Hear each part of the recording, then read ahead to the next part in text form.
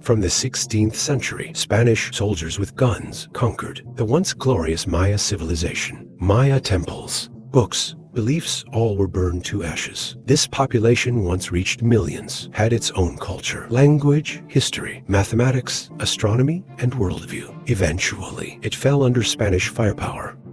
The first time I heard the word Maya was over a decade ago, when there was a prophecy for December 21st, 2012, the end of the world. It made me a bit anxious for a while back then. Since then, there have been all kinds of theories about Maya origins. Because the civilization was heavily damaged by the Spanish and looted by tomb raiders, very few materials remain, leaving too much room for imagination. A slowly rising civilization suddenly vanished overnight, with unreadable texts and sculptures. These guesses appear in every flashy search result. I've seen so much unprovable stuff that I'm almost sick of it.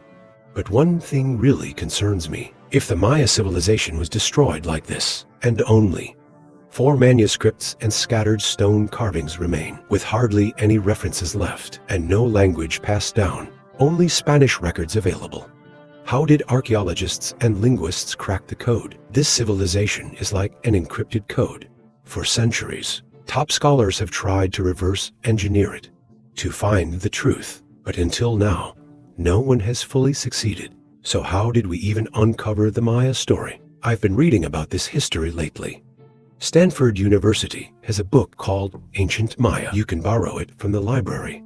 It's one of the most authoritative works on Maya documentation available today. Page 757 outlines the Spanish conquest of the Maya, emphasizing key events and strategies. That this was a long and brutal history, and the earliest contact between the two sides can be traced back here. In 1513, the story begins in 1513. At that time, a ship sailed from Panama toward Santo Domingo and sank during a maritime accident. 12 survivors landed on the Yucatan Peninsula. 2 weeks later, they unexpectedly encountered the Maya. This was the first Western contact with the Maya, but they didn't expect that from one disaster, they'd fall into another.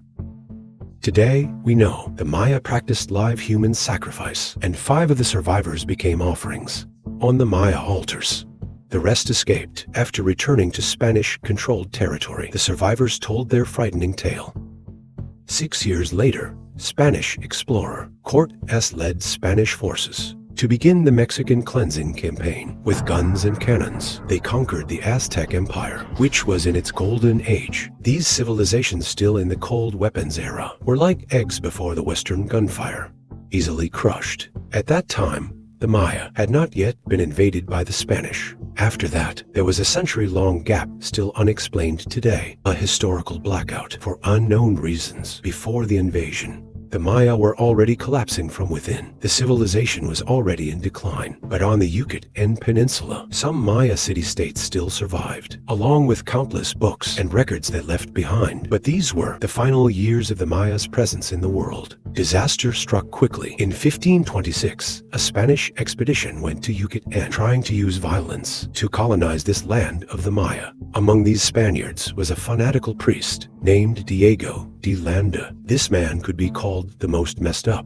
yet most significant figure in Maya history. He came from a noble family. From a young age, he showed an extraordinary ability to learn. After coming into contact with Maya civilization, he spent several years studying it, from language to religion, even Maya philosophy, history, and astronomy. He explored and studied them all to varying degrees. If you had to find someone who understood the Maya best in this world, he may have had more authority than even an average Maya person at that time. But unfortunately, he was a fanatic. He only acknowledged his own religion, and his obsession was exclusive and extreme.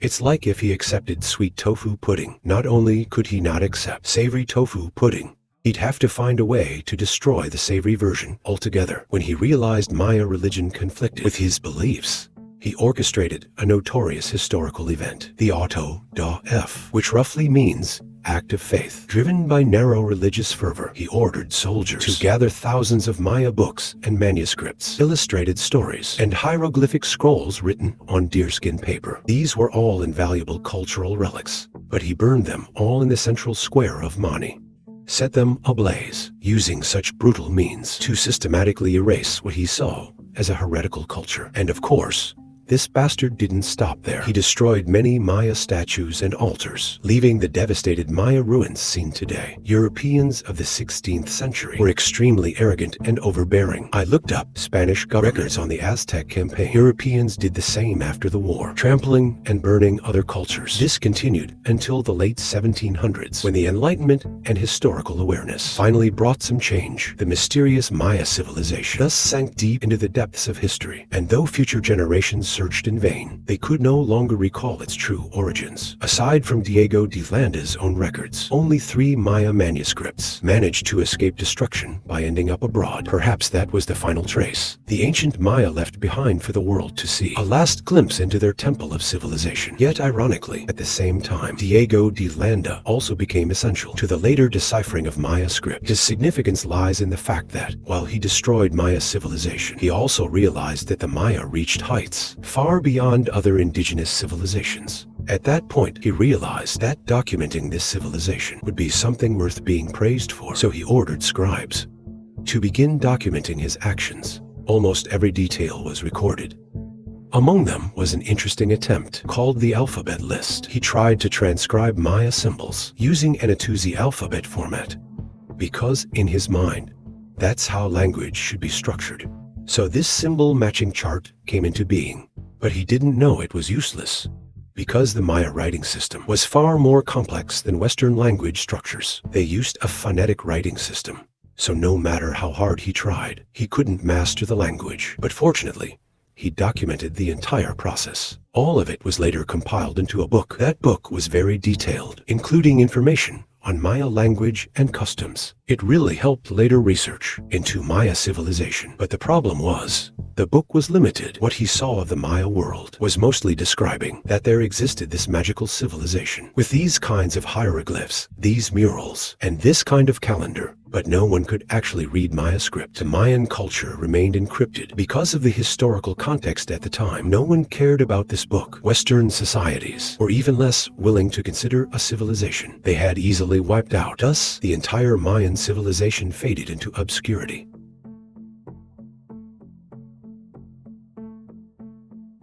Over 300 years later, this civilization was mentioned again. In the 19th century, as Spanish control over Central America collapsed, there began to be news of massive abandoned city-states found in the Yucatan jungle. But what really revived the Mayan civilization was a book. Not the one written by Diego de Landa we mentioned earlier, but another book from the 19th century.